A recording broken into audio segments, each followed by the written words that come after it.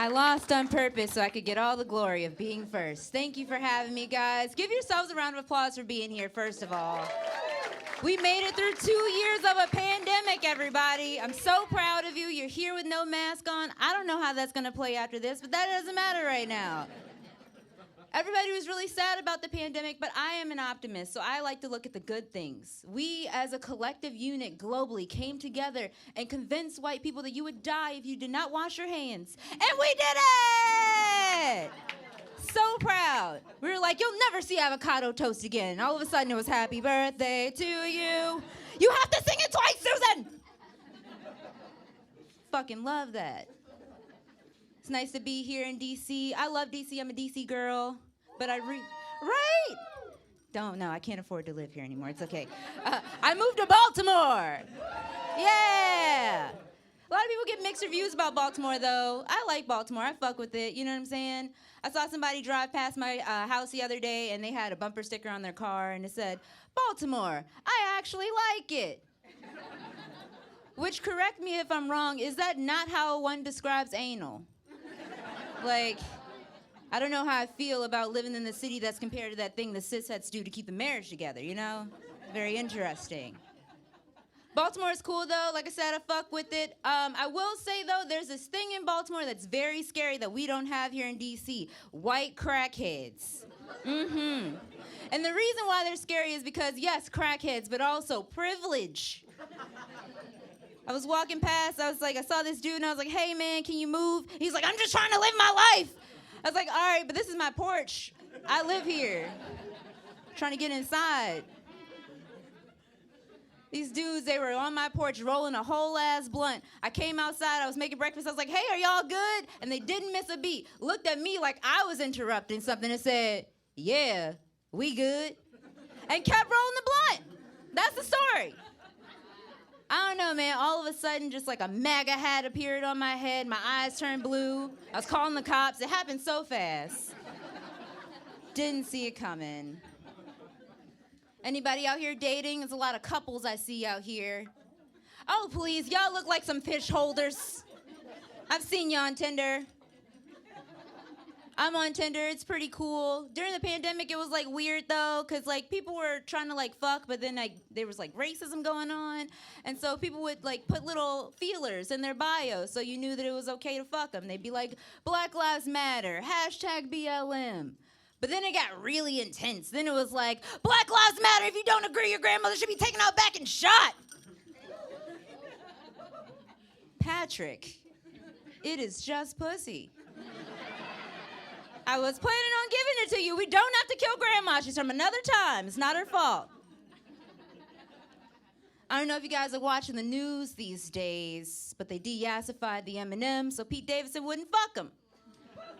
A lot of people got very upset. Tucker Carlson was like, I'll never jerk off again. He was very angry. I, for one, was just wondering why nobody questioned why the green M&M was wearing third date fuck me boots for 20 years. Where was she going? And now I'm a part of an entire generation completely addicted to cartoon porn. I don't know if those things are related. Whatever. Back to dating apps, because I'm still on them, unfortunately. It's been about 3 years, and I feel like they should have that same thing on dating apps that they have on Netflix where they ask you, hey, bitch, are you still here? And then a fucking BetterHelp ad pops up because you're doing the wrong thing with your life. Yeah, no, I had to get off the dating apps because I realized that it's just the Salvation Army of people. You know, just a bunch of broken toys that you're looking for a use for. Oh, I'm sorry, did somebody meet someone on Hinge? Hinge is always like, hey, you're a really cool girl. This ugly-ass piece of shit would be perfect for you. I love it. No, like, it's so true, right? I'm so sorry, sir. She said it, not me.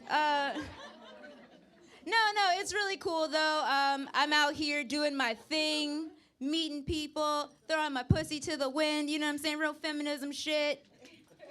That being said, who's pro-choice? Right? Last month was Women's History Month, and they were like, we're going to stick it to these women with these abortion rules and shit like that. And I was talking to my mom, and she looked over at me, and she said, you know, you were almost hoovered. Like the vacuum, everyone. Like the vacuum. And so I was like, hold on, Karen, you got to elaborate. So she was like, yeah, no, real talk. I was in the stirrups. I was at the abortion clinic. I saw your sonogram, the whole thing. And then God said, not this one. Not this one. Bitch, how many abortions have you had that God himself had to step in and was like, oh, hold on, maybe give this one a chance. She might be funny, you never know. I used to be a drug dealer. Shout out to drugs. I wasn't like a cool drug dealer, though. I was like a real low-level drug dealer. Like, you would call it barista. That's what I was. And I found out during the pandemic just how low on the drug dealing totem pole I was, because I could not get anybody, literally to save our lives, to put a mask on at my job. This one guy came in. I had to tell him 3 different times. I was like, sir, put a mask on. Please put a mask on. Finally, I like mommied up. I was like, honey, I need you to put on a mask. And he looks at me with his beady little eyes and his bald-ass head and says, hey, I'm vaccinated. Bitch, that has nothing to do with the fuck I'm trying to get you to do. Like, that's like if I came to your house, ma'am, and I took off all my clothes in your living room and I just started fucking. Loud fucking. And you come in like, hey, whoa, you can't do that. And I stop you and I say, it's okay, I have a condom. Does not matter. Really doesn't fucking matter.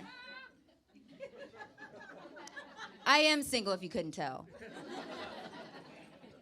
It's weird, though, because all of my friends are pairing up. Everybody's getting married now and having babies.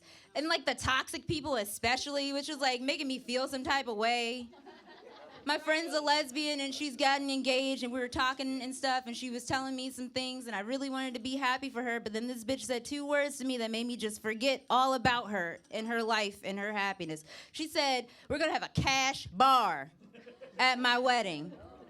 Right? Bitch, who are you? You want me to spend my single money to go to your wedding, single, and pay for my own fucking drinks. Do you know what your wedding gift is if I have to come to a wedding like that? It's a 6-pack of PBR. That is now a 4-pack of PBR because I drank 2 of them on the way in here at your fucking wedding. Fuck you, lady. It's crazy. Watch you be happy on my dime. What kind of shit is that? Anybody out here pro-sex work? Y'all in D.C., come on now. I know what you do at the Renaissance Hotel. I am a sex worker. It's pretty cool. Hey, Nana, I know you're in the back watching this. I am a sex worker. I do have an OnlyFans. And it's really cool because, like, whenever I jerk off now, I can write it off as a work lunch. Very fun. Tax-free sex toys up in this bitch. But I will say I did have to take a break because I realized just how, like, supportive family could be. I'll let you know this. A guy, a cousin, if you will, followed me on my OnlyFans. Yeah, he liked and subscribed. He's a part of the notification gang. And he DM'd me and asked me for a squirting video. It's hurting me more than it hurt you, because, again, he's my cousin, not yours. We have the same last name. Yeah, we mad related. But so I didn't want to, like, be rude, so I messaged him, and I was like, hey, I'm not kink shaming. I'm kink asking why. You would ask me for some weird shit like that. And he says, well, you know, I just see you as a beautiful woman. We didn't grow up together. So I don't, see you in the family way. And, right? We have the same last name. So then I responded, okay, cool. I didn't grow up with my grandmother. I think she's a very beautiful woman. But I want to watch her pussy pop. Come on now, it's crazy. Disgusting. I don't have a lot of time up here. I just want to address that I know how I look. Everybody with the hair and everything. I look like I can break off a real nice piece of she-they poet pussy. And you're correct. And on that note, that is my time. Thank you so much. I'm Bria Beddoe.